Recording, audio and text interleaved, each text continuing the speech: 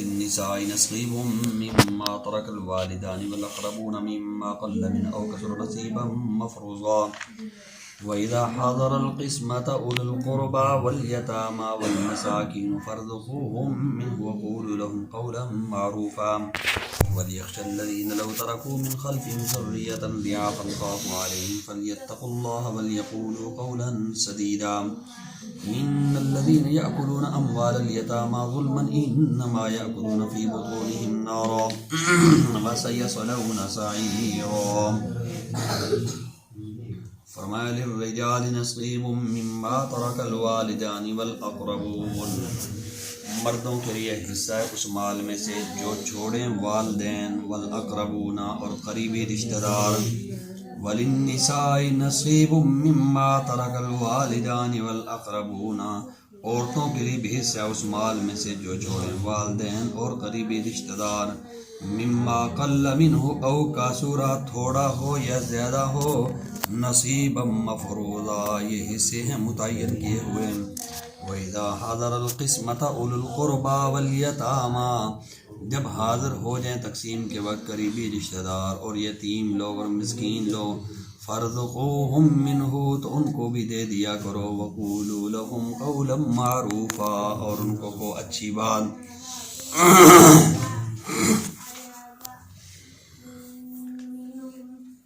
اس آیت کے اندر اللہ تبارک و تعالی نے یہ عورتوں کے متعلق بیان فرمایا کہ جس طرح وراثت کے اندر مردوں کا حق ہے، اسی طرح وراثت کے اندر عورتوں کا حق بھی ہوتا ہے. مثال کے طور پر باپ کی اولاد میں بچے بھی ہیں، بچیاں بھی ہیں، تو فرمایا جس طرح والدین کی وراثت میں بیٹوں کا حصہ ہے، اسی طرح والدین کی وراثت کے اندر بیٹیوں کا حصہ بھی ہوتا ہے، دونوں کے حصے. کیونکہ نبی پاک صلی اللہ علیہ وسلم سے پہلے زمانہ جاہلیت کے اندر ہمیشہ عورتوں کو وراثت سے وہ لوگ محروم کرتے تھے. اور یہ جو زمانہ جاہلیت کے اندر لوگ یہ کہتے تھے کہ وراثت کا مستحق وہ آدمی ہوتا ہے جو گھوڑے پر سوار ہو کر دشمن کا مقابلہ کرے اور مال غنیمت جمع کرے، وہ وراثت کا مستحق ہے، اور جو یہ کام نہ کر سکے وہ وراثت کا مستحق نہیں. یہ ان کا ضابطہ تھا. تو اس ضابطے کے اندر کیونکہ عورتیں نہیں آ سکتی، عورتیں گھوڑے پر بیٹھ کر دشمن کا مقابلہ نہیں کر سکتی تھیں، مال غنیمت حاصل نہیں، اس ضابطے کے لحاظ سے وہ عورتوں کو وراثت سے محروم رکھتے تھے، اور اس طرح چھوٹے بچوں کو، نابالغ بچوں کو بھی وراثت سے محروم رکھتے تھے. مثال کے طور پر باپ مر گیا، باپ کے اولاد میں چھوٹے بچے بھی ہیں، بچیاں بھی ہیں، ایک بڑا ہے. اب جو بڑا ہوتا وہ کیا کر لیتا ہے، سارے مال پر قبضہ کر لیتا. جو چھوٹے بچے ہیں وہ کہتے ہیں یہ تو گھوڑے پر بیٹھ کر دشمن کا مقابلہ نہیں کر سکتے، لہذا یہ کیا ہو گئے، وراثت سے محروم ہو گئے. اور عورتیں اور بچیاں وہ بھی کیا ہوگی، بھی وراثت سے کیا ہوگی، بھائی محروم ہو گئی.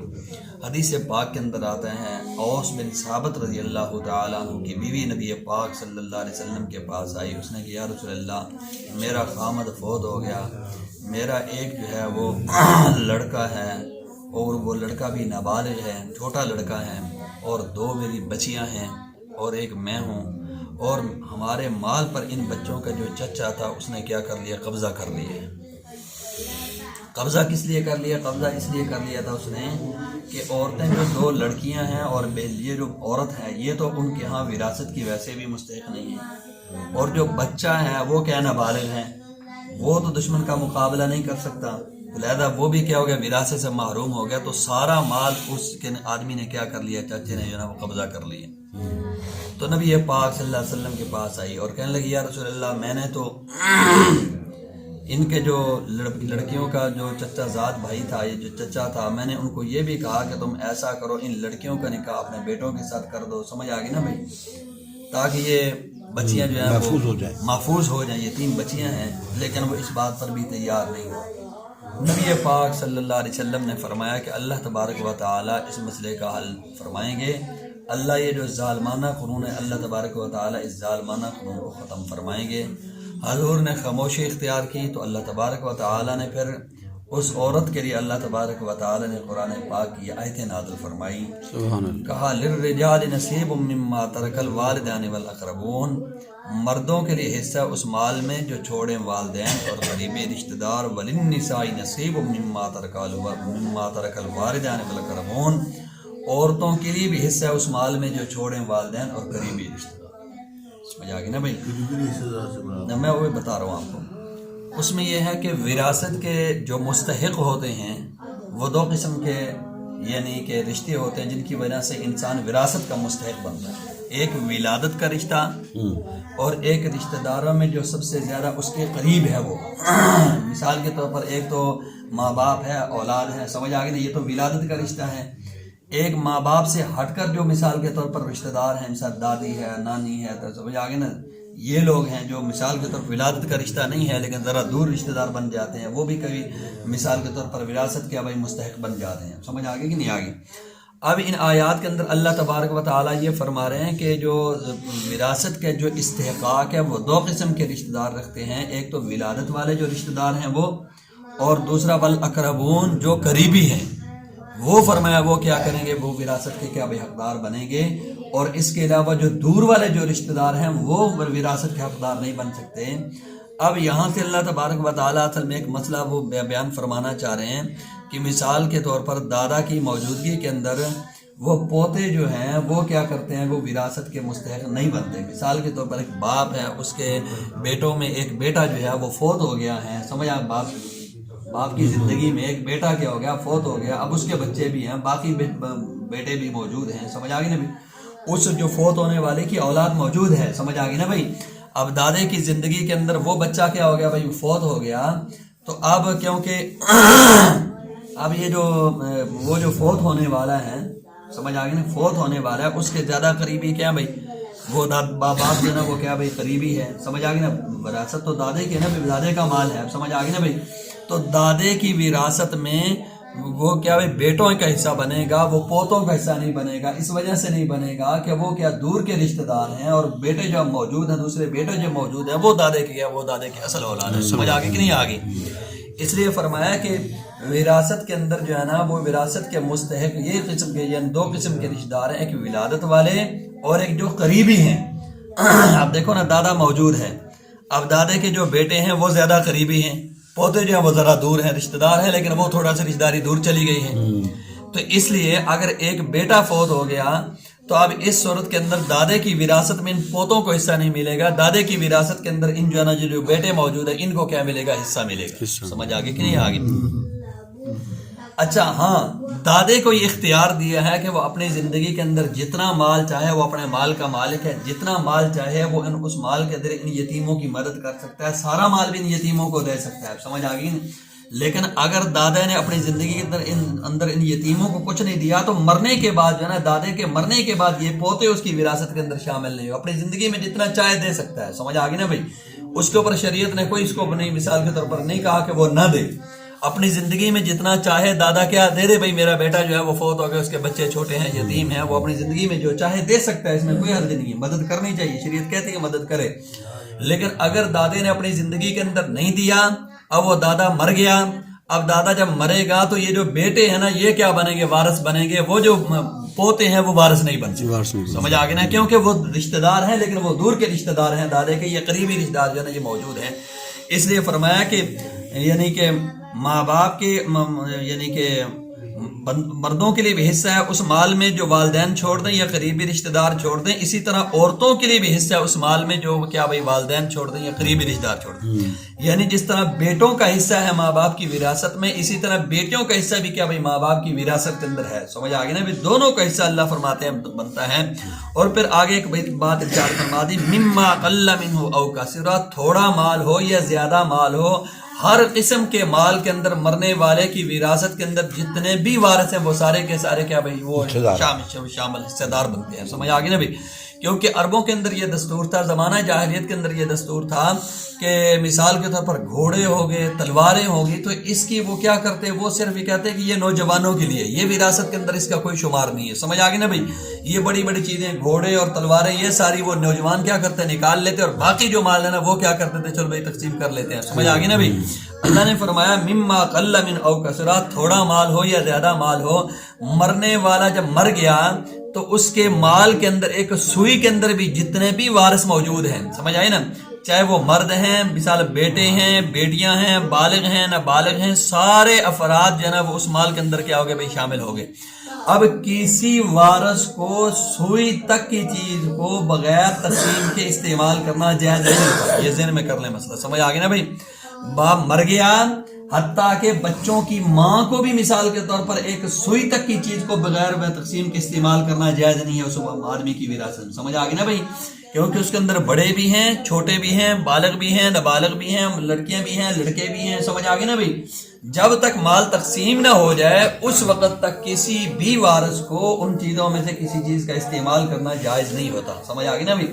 حتیٰ کہ میں کل مسئلہ پڑھ رہا تھا، کتاب تفسیر کے قرآن پاک کی تفسیروں کے اندر پڑھ رہا تھا، انہوں نے لکھا ہے یعنی کہ بعض لوگ ایسا کرتے ہیں جب میت کا انتقال ہوتا ہے تو میت کے انتقال کے بعد اس کے مال میں جتنے برتن ہیں پیتل کے، تانبے کے، وہ کیا کر دیتے ہیں، صدقہ کر دیتے ہیں۔ اب سمجھ آ گئی نا بھائی، تو یہ صدقہ کرنا بھی جائز نہیں ہے۔ پہلے تقسیم کرو، تقسیم کرنے کے بعد جس آدمی کے قبضے میں جو چیز آ جائے وہ اپنی مرضی سے کیا کرے، صدقہ کرنا چاہے تو کر دے، سمجھ آ گئی نا بھائی۔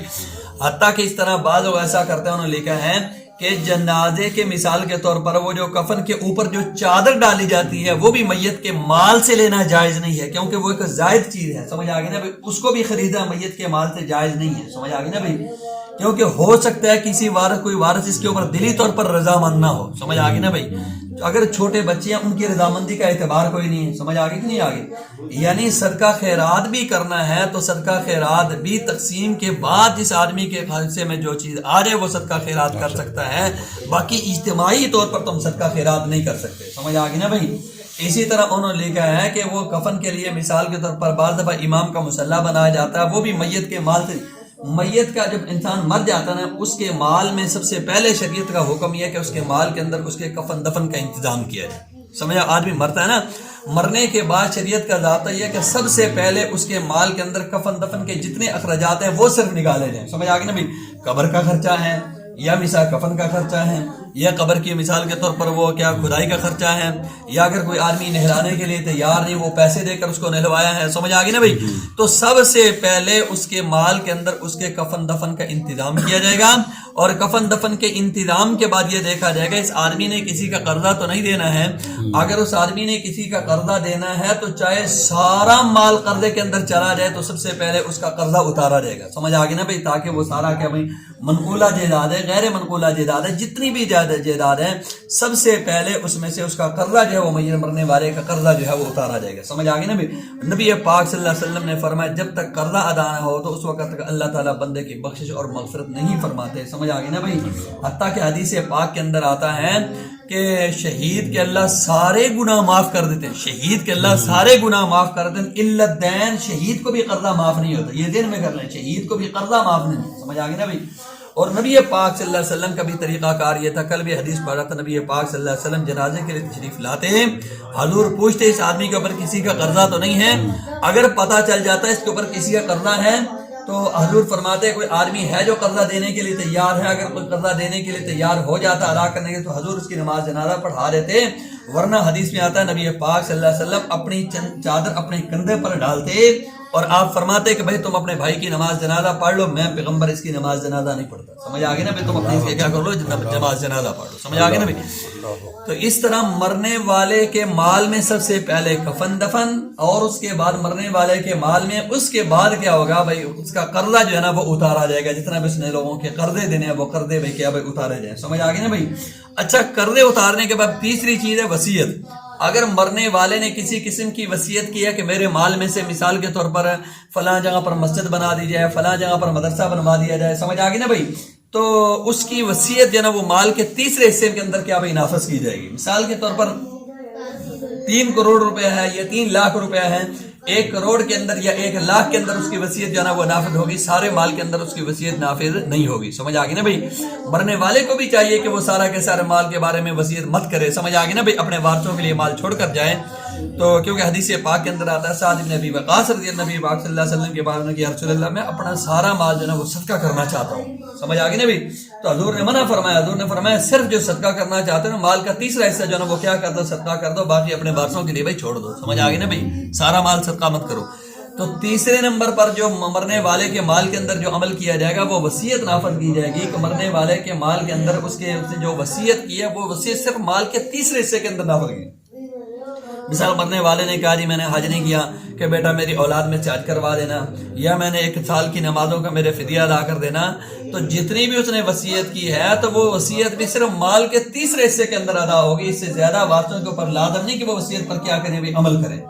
اب مرنے والے نے کہا 1 سال کی نمازوں کا یا 2 سال کی نمازوں کا فدیہ دے دینا, اب مال اس کا 3 لاکھ ہے, یہ فدیہ بن رہا ہے, کل 3 لاکھ فدیہ بن رہا ہے. سمجھ آگے کہ نہیں آگی؟ اب وارثوں کے اوپر صرف فرض ہے کہ وہ مال کے تیسرے حصے میں جتنا مال آتا ہے بس اتنی کی وصیت نافذ کر دیں, باقی پر عمل نہ کریں. سمجھ آگے؟ نہیں کرتے تو نہ کریں. سمجھ آ گئی نا بھائی؟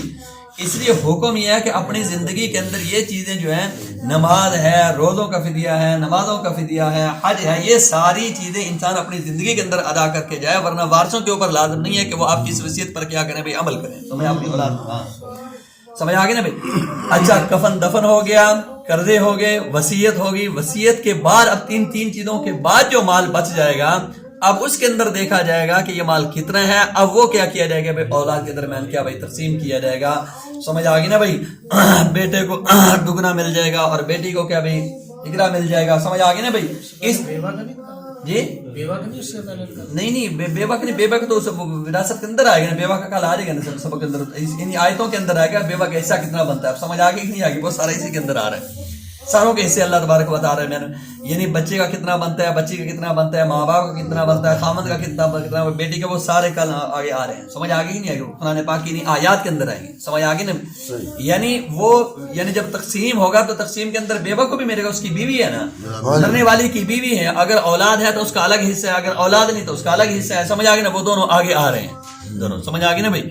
تو قرآن پاک کی اس آیت کے اندر اللہ تبارک و تعالیٰ یہ ارشاد فرما رہے ہیں کہ بھائی مال تھوڑا ہو یا زیادہ ہو, اس کے اندر جتنے بھی وارث ہیں وہ سارے کے سارے اس کے اندر کیا ہو گئے بھائی, شامل ہو گئے. دوسری بات یہ یاد رکھنی چاہیے کہ مرنے والے کے مال کے اندر جب صدقہ خیرات تک جائز نہیں ہے, یہ بات ذہن میں کر لیں, جب تک مال تقسیم نہ ہو جائے اس کے مال کے اندر صدقہ خیرات کرنا یہ جائز نہیں ہے. سمجھ آگے کہ نہیں آگی؟ ہاں تقسیم کر دو, تقسیم کرنے کے بعد جس کے حصے جو آ جائے وہ آگے اپنے اصال ثواب کے لیے جو اپنے ماں باپ کے لیے کر سکتا ہے وہ کر لے اپنے حصے میں. سمجھ آگے نا بھائی؟ باقی اجتماعی طور پر وہ کہہ دے کہ ہم 100 دیگیں اتار دیتے ہیں. سمجھ آگے نا بھائی؟ یہ 100 دیگیں اتارنا یہ کوئی ثواب کا کام نہیں, یہ گناہ کا کام ہے. وارثوں کا مال ہو گیا نا, مال وارثوں کا ہوگا. وہ ایک بزرگ کے بارے میں آتا ہے کہ وہ ایک یعنی بیمار آدمی کے پاس بیٹھے ہوئے تھے, کتابوں کے ایک بیمار آدمی کے پاس بیٹھے ہوئے تھے, تو جب اس کی روح نکل گئی تو وہاں جو چراغ جل رہا تھا بزرگ نے فوراً وہ چراغ کیا کر دیا, بند کر دیا. لوگوں نے کہا کہ حضرت اب تو چراغ کی ضرورت تھی, آپ نے چراغ بند کرنا. انہوں نے کہا جب یہ آدمی زندہ تھا اس وقت تک یہ اس مال کا مالک تھا. سمجھ آ گئی نا بھائی؟ اب جب اس کی روح نکل گئی تو یہ مال اس کا نہیں رہا, یہ مال کیا بن گیا, وارثوں کا بن گیا. اب یہ تیل وارثوں کا جل رہا ہے. سمجھ آ گئی نا بھائی؟ تو ان کی اجازت, ان کی رضامندی کے بغیر یہ تیل ہمارا استعمال کرنا استدعاء کا جائز نہیں ہے. سمجھ آ گئی نا بھائی؟ وہ اپنے پیسے منگوائے, تیل ڈالا اور پھر کیا کر دیا, چراغ جلا دیا, ورنہ ایسا فرمایا جائے. یعنی سوئی دھاگے تک کی چیز کو بغیر تقسیم کے استعمال کرنا جائز نہیں کسی وارث کو. سمجھ آ گئی نا بھائی؟ ہوتا ایسا ہے کہ مثال کے طور پر جو بڑا بھائی ہوتا ہے, باپ مر گیا, جو بڑا بھائی ہے وہ کیا کرتا ہے, وہ مال جلدی تقسیم نہیں کرتا. سمجھ آگے نا بھائی؟ وہ سالوں کے سال گزر جاتے ہیں, وہ فائدہ اٹھاتا رہتا ہے. سمجھ آگے؟ تقسیم نہیں کرتا. جو چھوٹے بچے ہیں وہ سمجھ آگے نا بھائی, اب وہ مصیبت میں پڑے ہوئے ہیں. نہیں, یہ بالکل یعنی بغیر تقسیم کے وارثوں میں سے بھی کسی وارث کے لیے استعمال کرنا جائز نہیں. بھائی کے لیے یا بچوں کی ماں کے لیے بھی بغیر استعمال کرنے کے, تقسیم کے بغیر استعمال کرے مال کو, اس کے لیے بھی جائز نہیں ہے. سمجھ آگے نا بھائی؟ اس لیے اس آیت کے اندر اللہ تبارک و تعالیٰ فرمایا للرجال نصیب مما ترک الوالدان والاقربون, فرمایا مردوں کے لیے حصہ اس مال میں جو چھوڑے والدین اور قریبی رشتہ دار. وللنساء نصیب مما ترک الوالدان والاقربون, فرمایا عورتوں کے لیے بھی حصہ ہے اس مال میں جو چھوڑے والدین اور قریبی رشتہ دار. کیونکہ عورتوں کو معلوم فرمایا جس طرح مردوں کے لیے حصے ہیں اس طرح عورتوں کے لیے بھی کیا حصہ ہے. مما قل منہ او کثر, تھوڑا مال ہو یا زیادہ مال ہو. نصیبا مفروضا, فرمائے حصے ہیں متعین کیے ہوئے اللہ کی طرف سے. وَإِذَا حَضَرَ الْقِسْمَةَ أُولُو الْقُرْبَى وَالْيَتَامَى, جب حاضر ہو جائیں تقسیم کے وقت قریبی رشتہ دار, یتیم اور غریب. فَارْزُقُوهُم مِّنْهُ, فرمایا ان کو بھی دے دیا کرو. وَقُولُوا لَهُمْ قَوْلًا مَّعْرُوفًا, اور کہو ان کو اچھی بات. اچھا, تقسیم کے وقت ایسے وارث آ گئے جو وراثت کے اندر تو حقدار نہیں. سمجھ آ گئی نا بھائی؟ میں بتا رہا ہوں آپ کو، مثال کے طور پر باپ مر گیا، اب اس کے اصل بیٹے موجود ہیں، وہ آ گئے، اس طرح پوتے اب حقدار تو نہیں، پوتے بھی آ گئے، سمجھ آ گئی نا بھائی. یا مثال کے طور پر چچا زار بھائیوں کو غریب ہے، یا ماموں زار بھائیوں میں کوئی غریب ہے، پھوپھو زار بھائیوں میں کوئی غریب ہے، وہ لوگ بھی وراثت کی تقسیم کے وقت آ گئے، ہمیں بھی کچھ ہمارا بھی کیا کر دیا جائے، تعاون کر دیا جائے. تو اللہ تبارک و تعالی نے فرمایا ان کو بھی محروم نہ کرو. فرمایا جب مال تقسیم ہو جائے نا، ہر آدمی اپنے حصے میں سے ان کو بھی تھوڑا تھوڑا کیا کر دے، دے دے. سبحان اللہ. سمجھ آ گئی نا بھائی، ان کی بھی فرمایا مدد کر دو، خوشی سے سنتا ہے. ہاں فرمایا ان کی بھی مدد کر دو. سمجھ آ گئی نا بھائی. لیکن یہ کرنا کیا ہے؟ فرض نہیں ہے. نہیں یہ تو تقسیم کے بعد کرنا ہے، کرنا بھی تقسیم کے بعد ہے. ہر آدمی نے اپنے حصے میں سے فرمایا وہ کیا کر دے، اپنے حصے میں سے وہ کیا کر دے بھائی، مدد کر دے ان کی. حقدار نہیں ہے. وَإِذَا حَضَرَ الْقِسْمَةَ أُولُو الْقُرْبَى، فرمایا جب تقسیم ہو جائے حاضر کے وقت قریبی رشتہ دار، یتیم اور غریب لوگ آ جائیں، فَارْزُقُوهُم مِّنْهُ، فرمایا دے دیا کرو ان کو، وَقُولُوا لَهُمْ قَوْلًا مَّعْرُوفًا، اور ان کو کہو اچھی بات کہہ دو. سمجھ آ گئی نا بھائی. وَلْيَخْشَ الَّذِينَ لَوْ تَرَكُوا مِنْ خَلْفِهِمْ ذُرِّيَّةً ضِعَافًا خَافُوا عَلَيْهِمْ، چاہیے کہ ڈریں وہ لوگ اگر وہ چھوڑ دیں اپنے پیچھے کمزور اولاد، خَافُوا عَلَيْهِمْ وہ ڈریں گے ان پر، فَلْيَتَّقُوا اللَّهَ چاہیے کہ ڈریں وہ لوگ اللہ سے، وَلْيَقُولُوا قَوْلًا سَدِيدًا اور کہیں درست بات. فرمایا کہ آپ یہ سمجھیں کہ اگر خدا نہ کرے آپ کے بچے یتیم ہو جائیں، وہ اس طرح کسی کے دروازے پر جائیں مانگنے کے لیے آپ کے مرنے کے بعد، اگر وہ لوگ نہ دیں آپ کی اولاد، فرمایا وہ یتیم ہو جائیں اور وہ اس طرح کسی کے دروازے پر مانگنے کے لیے نہ جائے، تو اگر وہ نہ دیں تو آپ کو کتنی تکلیف ہوگی. فرمایا سمجھ آگے نا. تو فرمایا یہ بھی کسی کی اولاد ہے جو تمہارے دروازے پر تمہارے پاس مانگنے کے لیے آئے ہیں، یتیم بچے ہیں، مسکین ہیں، غریب ہیں. سمجھ آ یہ بھی کسی کی اولاد ہیں. فرمایا جس طرح اپنی اولاد کے بارے میں تمہارے جذبات ہیں کہ ان کی مدد ہونی چاہیے، ہمارے مرنے کے بعد ان کا تعاون ہونا چاہیے، لوگ ان کا تعاون کریں، ان کی مدد کریں، تو فرمایا یہ بھی کسی کی اولاد ہے، ان کے ساتھ بھی کیا کرو بھائی، معاملت کرو. اگر یہ حصے دار نہیں ہے لیکن مانگنے کے لیے آگے، تو فرمایا ان کو دے دو کچھ. اب تو ان کا حصہ مقرر کر دیا گورنمنٹ نے، حکومت وہ حکومت نے کیا نا، لیکن شریعت نے. شریعت نے. ان الذين ياكلون اموال اليتامى ظلما انما ياكلون في بطونهم نارا، فرمایا بے شک وہ لوگ جو کھاتے ہیں یتیموں کا مال ظلم کے طور پر. سمجھ آ گئی نا بھائی. مثال کے طور پر باپ مر گیا، اب بڑا بھائی جو ہے نا وہ کیا بھائی سرپرست ہے، اور چھوٹے بچے گھر کے اندر موجود ہیں، اس کے بہن بھائیوں میں چھوٹے بھی ہیں، لیکن یہ سارا مال جو ہے نا وہ کھا رہا ہے، اڑا رہا ہے. سمجھ آ گئی نا بھائی. یتیموں کا مال کھا رہا ہے. سمجھ آ گئی نا بھائی. اسی طرح مثال کے چاچا سرپرست بن گیا ہے. سمجھ آ گئی نا بھائی. اب وہ مال بے دھڑک ہو کر کیا کر رہا ہے، استعمال کر رہا ہے، یہ یتیموں کا مال کھا رہا ہے. سمجھ آ گئی نا بھائی. فرمایا ان الذين ياكلون اموال اليتامى، فرمایا بے شک وہ لوگ جو کھاتے ہیں یتیموں کا مال ظلم کے طور پر، انما ياكلون في بطونهم نارا، سوائے اس کے نہیں وہ کھاتے ہیں اپنے پیٹوں کے اندر کیا بھائی، آگ. فرمایا یہ ظاہراً مال ہے لیکن حقیقت کے اندر کیا بھائی، آگ ہے. قیامت کے دن یہ جب قبر سے نکلیں گے، ان کے منہ سے، ان کی آنکھوں سے، ان کے کانوں سے، ہر طرف سے آگ کے شعلے فرمایا نکل رہے ہوں گے. ہر طرف سے کیا بھائی آگ کے شعلے نکل رہے ہوں گے، کیونکہ دنیا کے اندر یہ مال کھاتے رہے، یہ حقیقت میں مال نہیں تھا، یہ تو کیا تھی، آگ تھی ساری کی ساری. سمجھ آ گئی نا بھائی. تو اس لیے فرمایا وَسَيَصْلَوْنَ سَعِيرًا، ان قریب یہ داخل کر دیں گے کہاں پر، جہنم کے اندر. اس لیے علماء نے لکھا ہے جہاں پر فوتگی ہو جائے وہاں پر جو اگر میت کے مال سے دعوت ہو تو وہاں پر کھانے سے اہتمام کرنا چاہیے، کھانا نہیں کھانا چاہیے. سمجھ آ گئی نا بھائی. وہاں پر جو میت کے مال سے جو دعوت کی گئی ہو تو وہاں پر کھانے کا اہتمام نہیں، کھانا نہیں کھانا چاہیے. وہی میں کہہ رہا ہوں کھانا نہیں کھانا چاہیے. اس وجہ سے ہو سکتا ہے اس کے اندر یتیم بچے ہوں. سمجھ آ گئی نا بھائی. ایک یا مثال کے طور پر ان وارثوں میں سے کسی وارث کی دلی رضامندی اس کے اوپر نہ ہو، بس صرف وہ عزت کی وجہ سے وہ رضامند ہو گیا، چلو ٹھیک ہے بڑے بھائی کر رہے ہیں تو کر لیں. سمجھ آ گئی نا بھائی.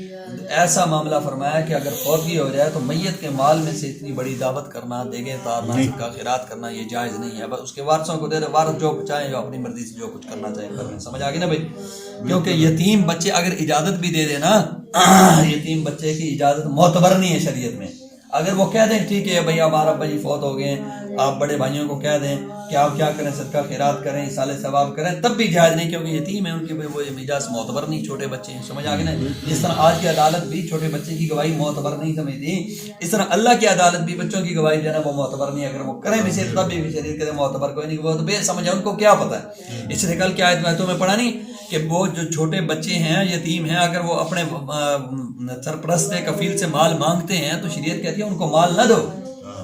وہ تو بے وقوف ہے، وہ ان کو تو پتہ ہی نہیں ہے، وہ مال کیا کر دیں گے، خرچ کر دیں گے، ضائع کر دیں گے.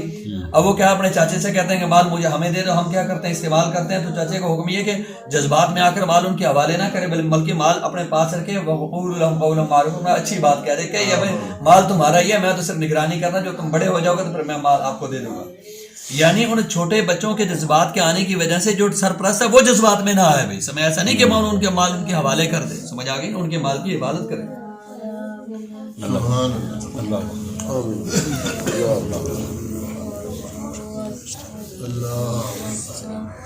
صلی اللہ تعالی علیہ وسلم.